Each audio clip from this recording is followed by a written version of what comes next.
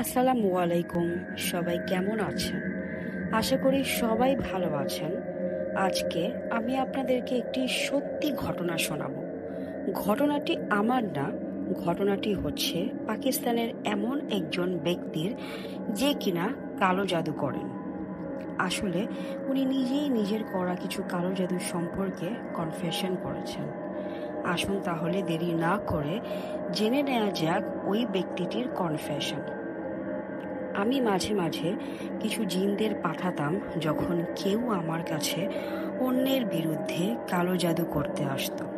জিনদেরকে বিভিন্ন খারাপ কাজের জন্য পাঠানো হতো, যেমন কারো বাড়ির শান্তি অস্থিতিশীল করার জন্য, কারো অসুস্থতা সৃষ্টি করতে, অথবা কারো মস্তিষ্ক এবং মেজাজ খিটখিটে করার জন্য।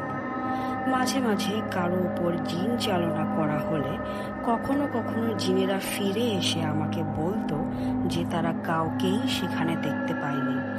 আবার কখনো কখনো তারা বলতো যে তারা শুধু তাদের কণ্ঠস্বর শুনতে পাচ্ছে, কিন্তু তবুও কাউকেই দেখতে পাচ্ছে না।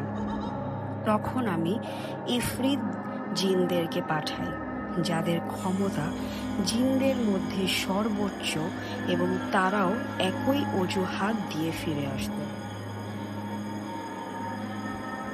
এরপর আমি জিনদের আবারও পুনরায় যাদের বিরুদ্ধে তাদেরকে পাঠানো হয়েছিল তাদের নাম, জায়গার ঠিকানা এবং কোন অবস্থানে আছে সেটি বলি, এবং তারা উত্তর দেয় যে হ্যাঁ, আমরা আপনার বলে দেয়া জায়গাতেই গিয়েছিলাম, কিন্তু তাদের খুঁজে পাইনি।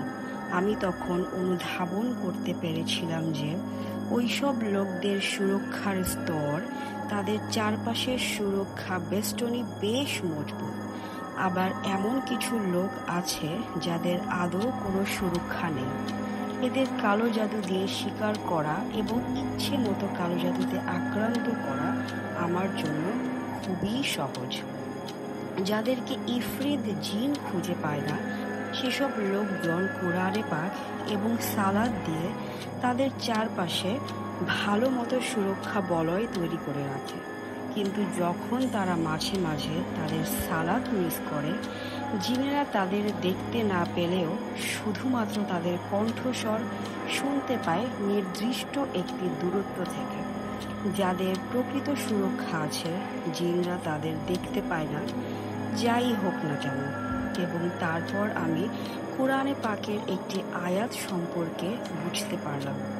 যখন তুমি কোরআনে পাক তেলাওয়াত করো, তখন তোমার এবং যারা পরকালে বিশ্বাস করে না তাদের মধ্যে একটি অদৃশ্য পর্দা স্থাপন করে দেয়, যার অর্থ আপনি মানুষদের মন্দ ব্যাপার এবং দুষ্ট জিন উভয়ের বিরুদ্ধেই ঢাল পাবেন। প্রতিদিন কোরআনে পাক পড়ুন। এই ছিল ওই কালো জাদু করা ব্যক্তিটির কনফেশন। আসলে এই কালো জাদু পৃথিবীর প্রায় প্রত্যেকটি দেশেই হয়ে থাকে। এই কালো জাদুর দ্বারা না যেন প্রায় প্রতিদিনই কত মানুষের ক্ষতি করা হচ্ছে, কত মানুষ ক্ষতিগ্রস্ত হচ্ছে।